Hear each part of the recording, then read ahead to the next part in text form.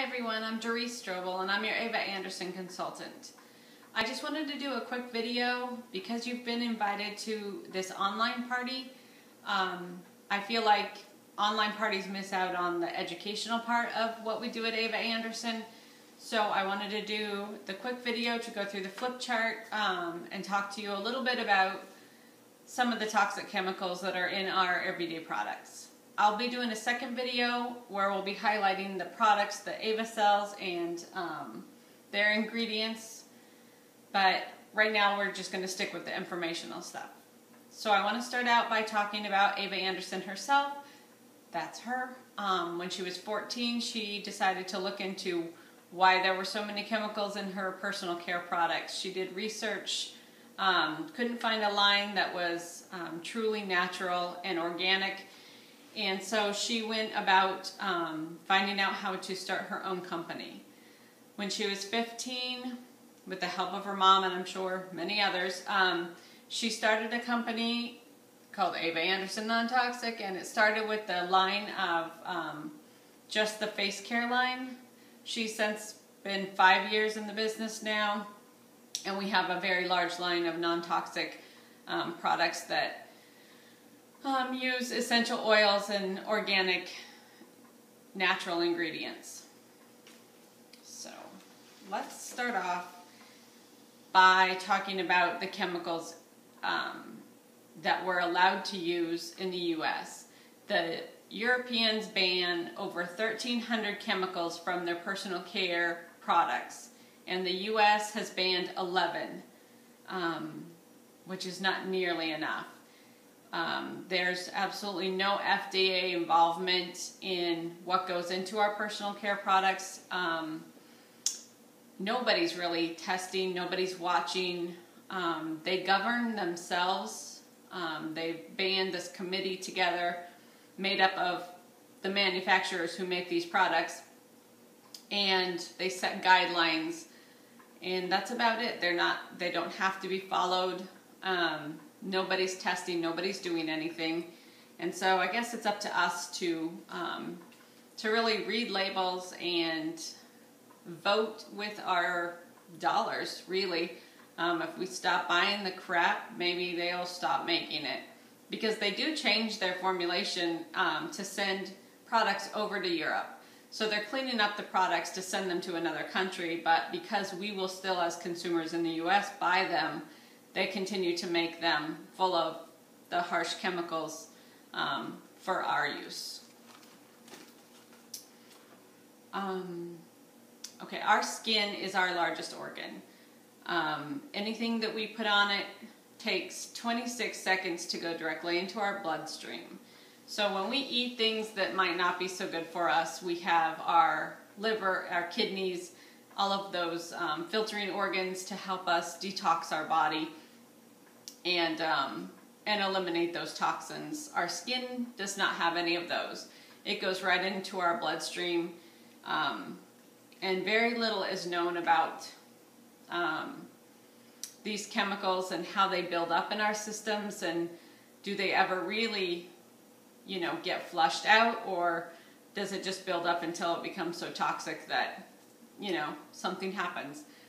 We are having a terrible time in our society with allergies, food allergies, all kinds of allergies. When I was growing up, there was no such thing as the peanut allergy table at our lunch, in our lunchroom.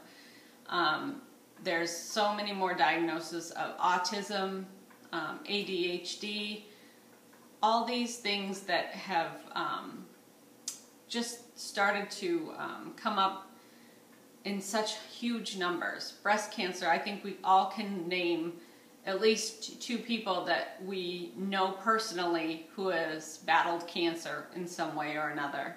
And there's just got to be some reasons for it. Most people are very aware of what they're eating, and we check labels, but we've got to start doing that for our personal care products too. I think that not as many people are aware of how many chemicals are actually in our personal care products, and how we're absorbing it so easily. So the chemicals, I'm going to list Ava's chemicals to avoid on the page. You can look at that.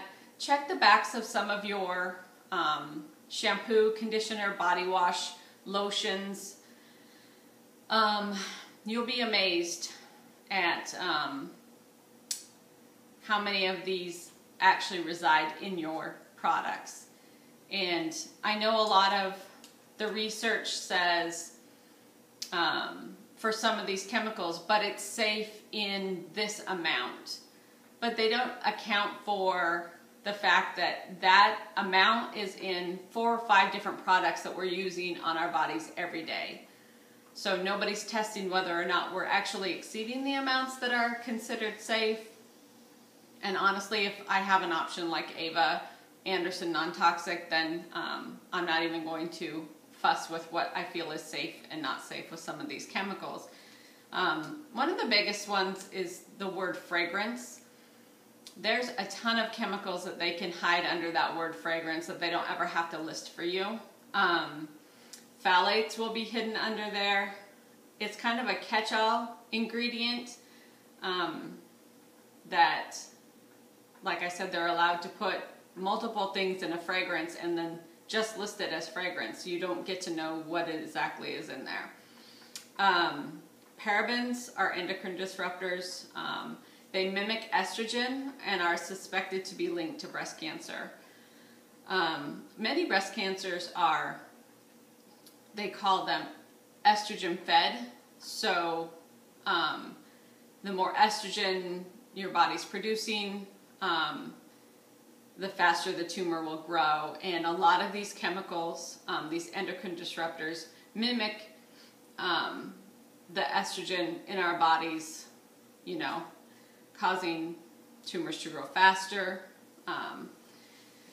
Triclosan is in anything that's, it's in a lot of things that are listed as antibacterial soaps, any of the wipes. It's in Colgate toothpaste. It's also an endocrine disruptor, and it was actually created as a pesticide and used on farms as a, you know, pesticide and as a hand wash for surgical scrub. But they've since started putting it in everything, and it is not a safe product.